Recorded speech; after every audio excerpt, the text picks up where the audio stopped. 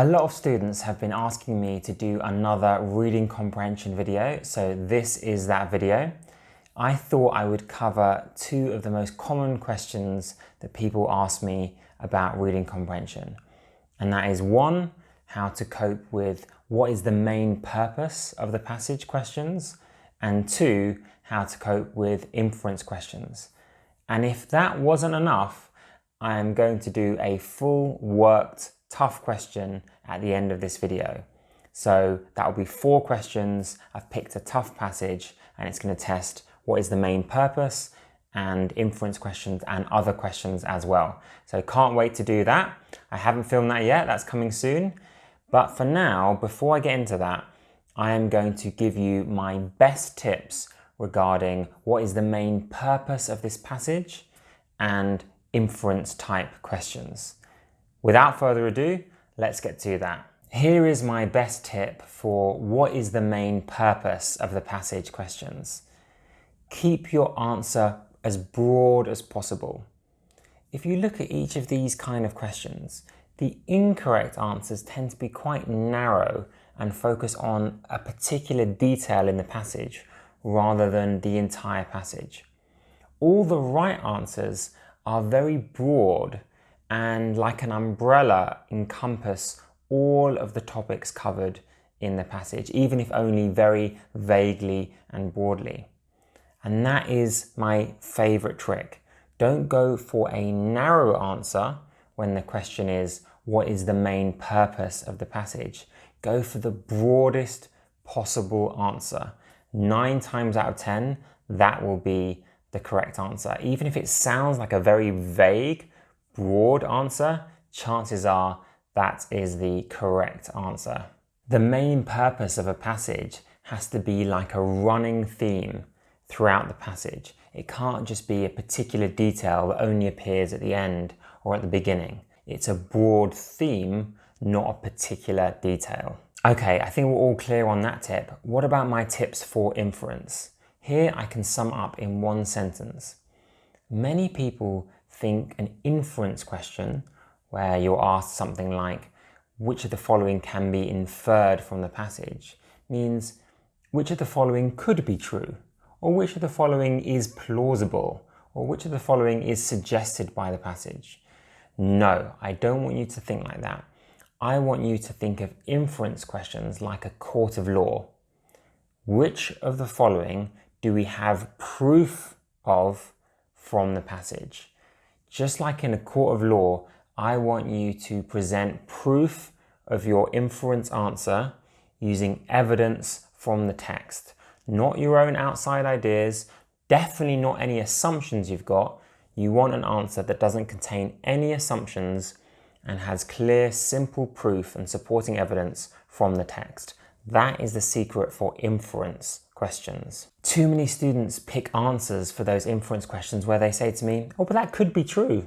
And the author was kind of hinting that this might be true.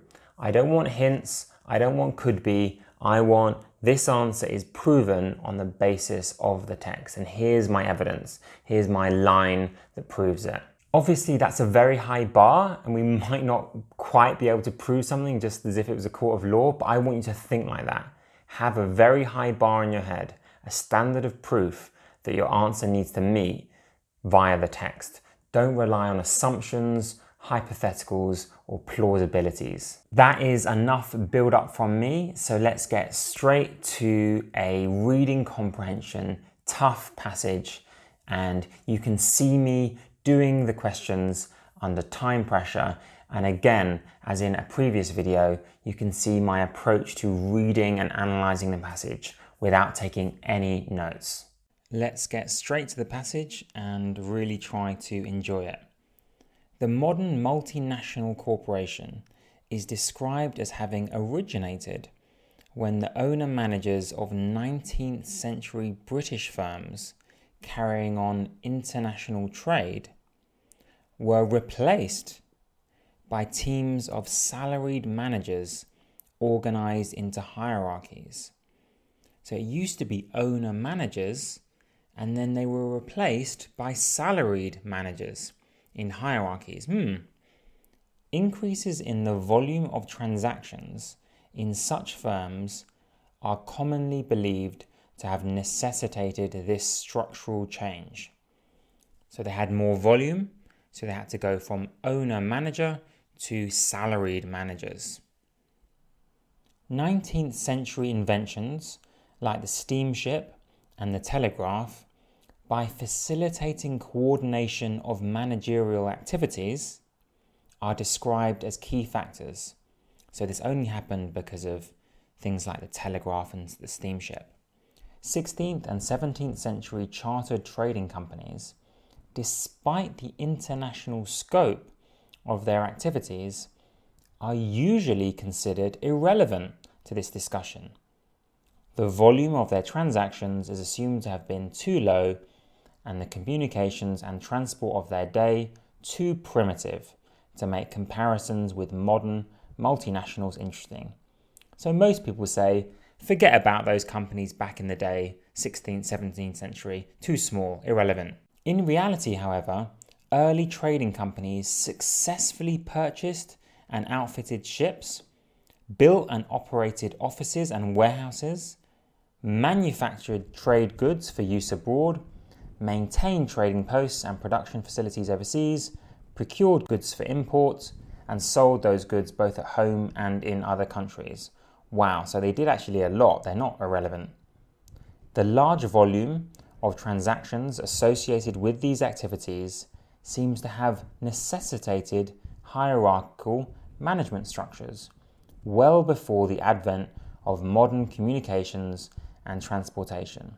So even back in the day, they needed these hierarchical management structures because of the volume of their activities. In the Hudson's Bay Company, each far-flung trading outpost was managed by a salaried agent who carried out the trade with Native Americans, managed day-to-day operations, and oversaw the post's workers and servants. One chief agent, answerable to the Court of Directors in London through the Correspondence Committee, was appointed with control over all the agents on the bay. So even back in this time, there were these managers doing lots and lots. The early trading companies did differ strikingly from modern multinationals in many respects. Wow, so here's a contrast between these early trading companies and the modern multinationals. One, they depended heavily on the national governments of their home countries and thus characteristically acted abroad to promote national interests, not just commercial interests, national interests. Their top managers were typically owners with a substantial minority share, whereas senior managers' holdings in modern multinationals are usually insignificant. So back in this day, the managers actually controlled a substantial amount of shares, which doesn't happen today apparently. They operated in a pre-industrial world, grafting a system of capitalist international trade onto a pre-modern system of artisan and peasant production. So they operated really back in the day, back when there were peasants and artisans, and they were trying to forge this system of capitalist international trade. Despite these differences, however, early trading companies organized effectively in remarkably modern ways and merit further study as analogues of more modern structures. So back here, people thought that these companies are irrelevant to the discussion, but the author's ending by saying, no, they're kind of relevant and they're interesting and it merits further study. And that is the passage. Notice, spent almost 5 minutes on that, but we can make up that time by answering the questions a bit more quickly. And here is the classic question. The author's main point. So we're looking for a broad answer that kind of covers everything as opposed to a very narrow, detailed answer. Modern multinationals originated in the 16th and 17th century with the establishment of chartered trading companies. That's just talking about their origin though, that's too specific. The success of early chartered trading companies, like that of modern multinationals, depended primarily on their ability to carry out complex operations. Maybe, but we're focusing more on management than on complex operations, I think. Early chartered trading companies should be more seriously considered by scholars. That's what he ended with here, he or she, studying the origins of modern multinationals. Like this answer, because it does fit with the conclusion that we read here, and it's also encompassing the early chartered trading companies and the modern multinationals. So it's quite a broad answer. And it's not even going into any detail. It's just saying that they should be more seriously considered. A very broad answer. This one is too strong, saying the scholars are quite mistaken concerning the origins. He's not dismissing all scholars. The management structures of early chartered trading companies are fundamentally the same. Definitely not. So I'm going to go with C. And we'll find out, I guess, at the end how I did. Anyway, I am obviously taking a bit too long because I'm kind of talking a bit more than I normally would, but you get the rough idea about the pace that I'm going at. And here is an inference question. It can be inferred, which I think of as proven with evidence, from the passage that the author would characterize the activities engaged in by early chartered trading companies as being complex enough in scope to require a substantial amount of planning and coordination on the part of management. Maybe. Actually, I mean, it did talk about how they were doing lots more than people realized. Building ships and manufacturing trade goods. So that would fit. Complex enough in scope to require a substantial amount of planning and coordination. Maybe, probably. There is evidence for that. Too simple to be considered similar? No, there are similarities. As intricate as those carried out by the largest, we're not really making a comparison and saying it's as intricate. There's definitely not a direct comparison there.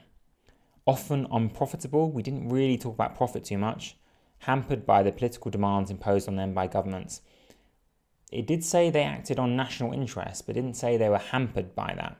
So I'm going to go with A, because I have direct evidence of the complex scope of these early companies here.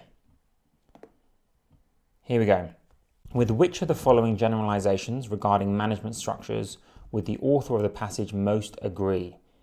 So which one of these does the author agree with? Hierarchical management structures are the most efficient management structures. I don't remember efficiency being mentioned particularly, but could be. Firms that routinely have a high volume of business transactions find it necessary to adopt hierarchical. I think the author actually said that somewhere early on, necessitated. Increases in the volume of transactions in such firms are commonly believed to have necessitated this structural change. There we go. That word necessitated is very similar to the word necessary. If you have large volume, it's necessary to adopt hierarchical. In fact, I'm so confident with that one, that would already be my answer. But for your benefit, I will quickly look at the others. This one's too strong, saying that these structures cannot be successfully implemented without modern communications. That's too strong. Modern multinational firms with a relatively small volume of business. We don't really talk about modern firms with a small volume of business. Usually do not have, so we can't really say that confidently. Companies that adopt hierarchical management structures usually do so in order to facilitate expansion into foreign trade. No, definitely B. Last one. The passage suggests that modern multinationals differ from early chartered trading companies in that. So what is the main difference? Now, thinking back, it said here that the main difference, they differed a lot for a few reasons. And the first one it talked about was how they promoted national interest over commercial interest. Well, certainly they promoted national interest. And then it talked about the share that the managers had. So the top managers of modern multinationals own stock in their own companies. It was the opposite, right? I think the managers back then owned much more stock, and the managers now have an insignificant amount. Modern multinationals depend on a system of capitalist international trade rather than on less modern. That is true, but that's not a difference with the early ones, because they also relied on capitalist international trade, because they grafted that system onto it. Modern multinationals have operations in a number of different foreign countries. didn't count the number of the countries. The operations of modern multinationals are highly profitable. Again, we didn't really focus on profit. The overseas operations of modern multinationals are not governed by the national interest. Exactly. So back in the day, they had to promote national interests, but these days companies just do what they want for their own profit. So that is a big difference. So we got those right. We did take a bit too long, but I would say that's because I'm reading out loud rather than reading in my head. Obviously in the real exam, you won't be reading out loud, so you'll be reading a bit quicker, but still the pace that I went at is roughly the same as the pace I go at in the real test. And I try to catch up on time by being quicker at the other types of questions. The main takeaways, I hope, are about the main purpose kind of questions and how you want the broadest answer, not one that's very detailed. And for inferences, you want one that's supported by the text, not just a suggestion or a hint or plausible. You want something with direct evidence, as if you're in a court of law. Thank you so much for watching the video. Please do leave a like, leave a comment. I read absolutely every single one. I'm really excited to be at around 1,300 subscribers. So massive thank you to everyone who subscribed. Please tell all your friends, and I will be coming out with more videos very, very soon.